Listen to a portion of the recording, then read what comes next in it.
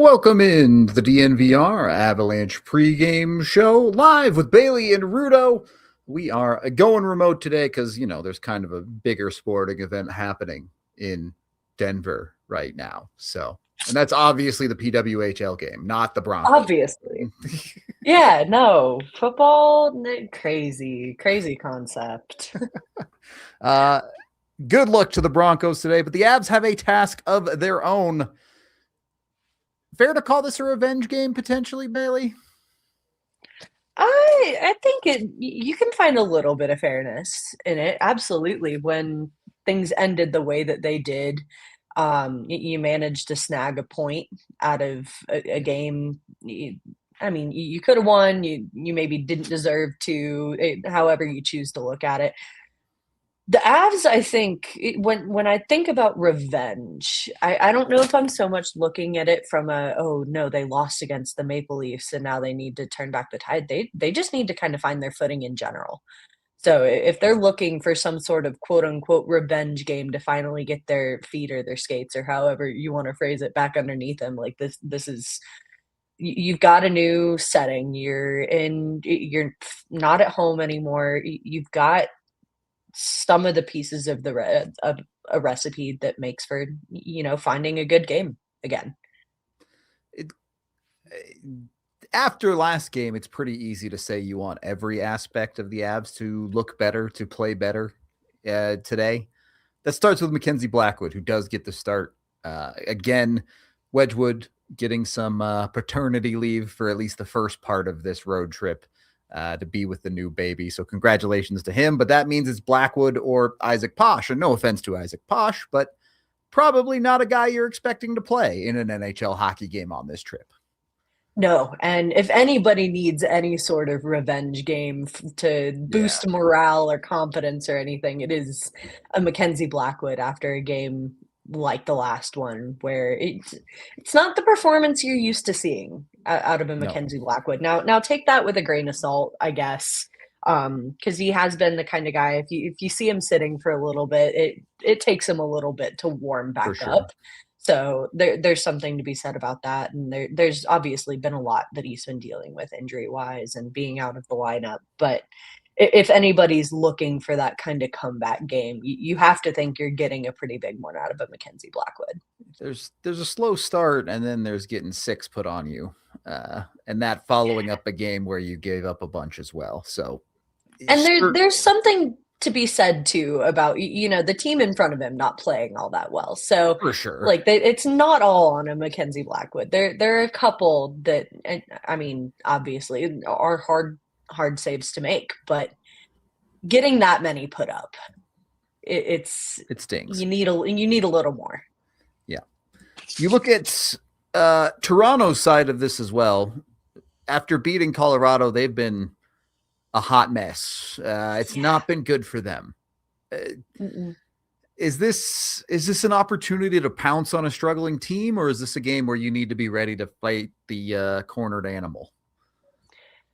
You gotta, again, you look at all of the ingredients and the pieces of this recipe for today's game, and everything is set in place for the Avalanche to hopefully take advantage here. Again, you have a new environment that hopefully, maybe a change of scenery is exactly what the Avalanche needed. They've been a really, really good home team, or at least before this 7-game homestand, they were a team that other teams look at coming into Ball Arena and they're like, oh crap. Now you're looking at a defeated Avalanche team, and you wonder how much a change of scenery can help with that. But since these two teams met, Toronto's been a little broken. And I don't use that term lightly, because the Avalanche, regardless of what slump they've been going through, have been a really, really difficult team to play. They're aside from the blowout losses, they've gotten a point out of all but two of their games, and this is a team that still commands best on best hockey. You're still looking at getting your best out of a guy like Austin Matthews. You're looking at getting the best out of a guy like Willie Nylander. I look at this and I'm like, yes, Toronto has been kind of backed into a corner. They've kind of been broken a little bit by the Avalanche since they met, but I look at this as kind of a reset for both teams. You're playing the team where in worse situations like this, the Avalanche have something to prove, and Toronto is looking to bounce back. And what better team to bounce back against than the team that you were able to beat, and you kind of broke in a way. Yeah, you've look, when they beat the Avs the first time, they popped off, right? That was their biggest win of the season. If you do it again, for them, it erases a lot of the issues they've had over the last handful of games. On the Avs side of things, we're at a point in the season where I don't think you can say any game is a must win for Colorado. But given the way the homestand went, this is probably as close as you get to one where you feel like you would really like a win. You would really like to see the Avs A game, is what I should say. The result is the result. The way that January has gone too has been a very weird month for this team. So if there's any sort of bounce back that can happen, this team isn't going to see home ice until February. So they will be on the road for the rest of the month. And so you kind of have to expect that a little bit. With the performance, you go with somewhat of a winning or at least a decent points record on the homestand. But at the same time too, you didn't get a lot of the points that you expect to get out of the homestand. So you kind of have to expect getting at least something out of these next couple games. And it starts with this one. Set the tone. That's going to be something the boys are looking to do quickly, like start early. And that's not just, getting the first goal in a game, but that starts with this game as a whole. Again, going back to that reset, you want to be able to play a full 60. You want to get the best out of your top guys, which maybe you haven't seen a lot in the last few games. So maybe Cale Makar's taking a step up, but where is that top line when you need it the most? And this seems like if you're looking to set a tone, any sort of tone for the rest of the road trip or to start off the road trip, to lead into February with some sort of high hope that your season is not completely going down the drain. This is the way to do it. Let's talk about that top line. How do the Avs find ways to get more effective hockey out of them? Victor Olofsson is the one that scores the other night. Where do the Avs get McKinnon and Necas back to putting pucks in the net? It comes down to creating simple hockey. That's the best way that I can phrase it, and helping them understand that, as superstars, there's some sort of expectation to perform. Now, looking at last game, yes, they get on the board with a point, at least. So there's something to be said about that. But realizing that a point is not that's not sustainable for the kind of player that Nathan MacKinnon and Martin Necas have proven themselves to be. You earn a giant contract in a guy like Martin Necas. You look at a guy like Nathan MacKinnon, who's supposed to be spearheading a lot of this offense for this Colorado team, and having to rely on the depth of this team isn't a very flattering look for them. So there's, I think, a little bit of look at it as inward looking, or however Nathan MacKinnon needs to get back to who he is at his core, but it just hasn't looked normal, I guess, is the word that comes to mind first. And being able to look inward and realize where some of that's coming from is going to be key. Find your way back to simple hockey. Find your way back to playing the way that they know how to play, finding that identity that this team has ridden through the first half of the season with, being able to kind of look inward and facing that, and realizing that as a top player, as a high-end player, as somebody who's, spearheading a lot for this team, there's more expected of you, and Yeah. go and produce. Easy find would be the Avs top players performing to the level we know they're capable of. Harder find, how do you maximize this defense? Because I think we've seen the depth offense show up pretty okay for the Avs throughout this stretch, whether it's getting goals out of Parker Kelly or finding Brock Nelson being effective. Yeah, there's some guys you want to score more, but depth is depth for a reason. You're not going to get everything every night. You look at this defense, particularly after last game where you watched just about every defender on the team make a mess of a play on the backside. Is there a combination the Avs can try? Is it on the forwards to be more responsible to help that decor out? What do you do to fix a defense that I wouldn't go so far as to say it's broken, but it hasn't been great? I mean, I don't think broken's a horrible word to use either, especially considering your sixth defenseman, no offense to Jack Ashan, is Jack Ashan. And there's a lot of building that needs to be done in lieu of missing a guy like Devon Taves, who's provided a lot of that, and I think has been that rock for defense. Yeah, As much as for we've, sure. talked about maybe needing more offensively from him, and we've seen that in seasons past, he we kind of saw in the last couple of weeks how important having Devon Taves as a leader on that blue line has been. Yeah. He's an important voice for, I mean, not just on the ice, but off the ice, I think, as well. And you're seeing a lot of that degradation down the lineup. Depth has been something that the Avs have been able to kind of parade around, and something that has scared a lot of teams.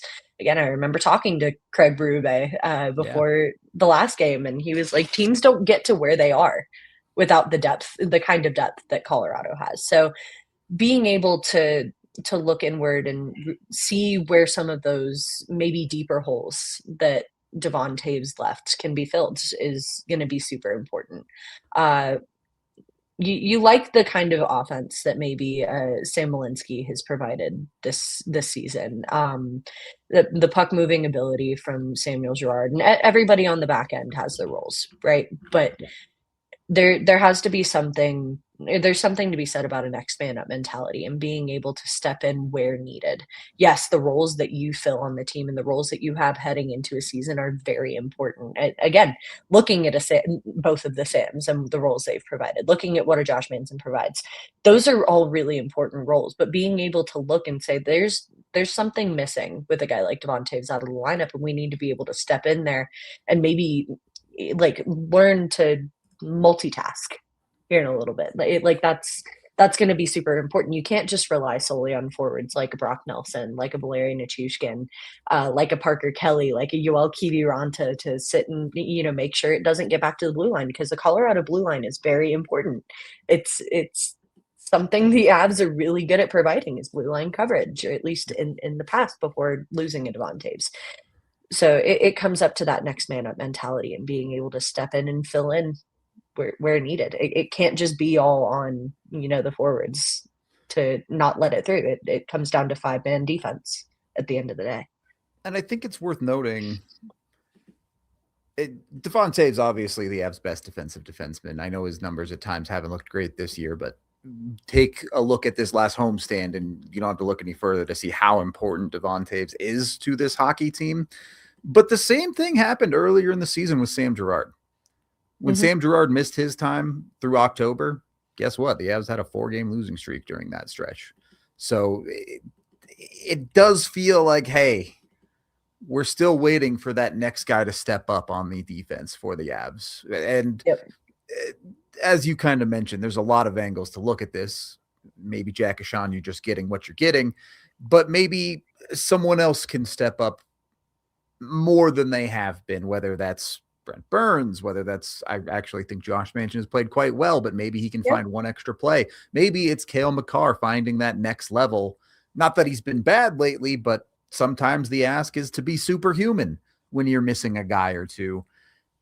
And the Avs defense has been extremely mortal lately. So whichever way you want to solve it, I'll take it. But it does feel like there's something the Avs defense has to find in Yeah. this game. No, particularly. absolutely. And as much as we talk about, the top guys needing to take that step up, we've seen a little bit of that from Mikhail Makar, being able to kind of step up offensively and try to create something in lieu of what you're missing on that top forward line. But then you kind of got to ask the question for yourself.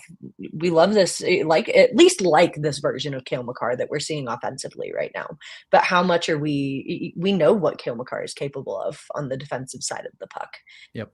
So which version of Cale Makar do you need more, and which one can you kind of ask him to be in lieu of, in tandem, again, asking more out of your top players? You need the version that wins games, right? I know that's a simple statement to make and a lot more Right. complicated than just that, but Right. The other side of this is what does the dream game look like today? Is it really just your superstars pop off, someone has a 4 or 5 point night, or do you want to see that balanced play from the Avs and getting it a little bit from everywhere? I think, and if you're not getting a game from everywhere, this isn't a game that the Avs win easily. So there's a lot of asks heading into this game, and while normally I'd be in a situation to say like, all right, let's take it one step at a time. Let's maybe let this be a game where the top guys can pop off and do what they need to do, get back to prime form. I'm being a little, selfish, I think, here, and asking like you need a good game from everyone. There's as much as maybe people have complained about that excuse being they're not playing a full 60 minutes. That's really what you need, because you haven't seen a full 60 game from the Colorado Avalanche in a long time. True. As much as yes, the Capitals game was a much needed win, I'd argue that there's still points there that you need that full 60 game from everyone. And I really look at this and I'm like, yes, you want the top guys to perform, but you also need to keep getting what you're getting out of a guy like a Parker Kelly. You need to get what you need to get out of a guy like a Yoel Kiviranta who's returning to the lineup, and maybe see what you can get in the bottom six. You look at a Jack Drury and a Brock Nelson to continue to, or at least try to find something for this team. The power play, as much as we've dogged on special teams, need to be in peak form. Like that. Can't go -1, that's for sure. No, not at all. That's not the Colorado Avalanche that we know and love. And it, like, again, taking the power play out of the equation, you need what has been a top 3 penalty kill unit. Like that's playing your top game up and down this lineup is going to be how you win games. And when looking at a full reset like that's exactly what you need. You can't just ask little bits out of certain parts of your lineup or certain parts of the game. Like it's you everybody. need something from everybody. That is how you are going to win a game and win it well at the end of the day. All right, let's keep it rolling, Bailey. Jump right into the crystal ball. Give me a score. Give me a name. What's going to happen in this game? All right, Dr. Seuss. Give me a 4-2 Avs win here tonight. Again, looking at a reset, I think this one's you get the 2 goals in 2-goal win. I really like that, or that's what's kind of sticking out in my head. And we talk about the top guys needing to step up. I know this is probably a cop-out answer, but give me a Nathan MacKinnon goal. I think if you get him back on the board, good things happen. So get Nathan MacKinnon back on the board with a goal, and I think all will be groovy. I am down for the Nathan MacKinnon side. I'm going to take Marty Necas' side of it, though. All right. Top line. Let's go. Top line's going to pop off today. Yeah, we need it. We need it from the Avs top line. There's a part of me that wants to pick 7-1, but I don't think we'll see that. I think there's going to be matinee weirdness. So I'm going to take 6-5.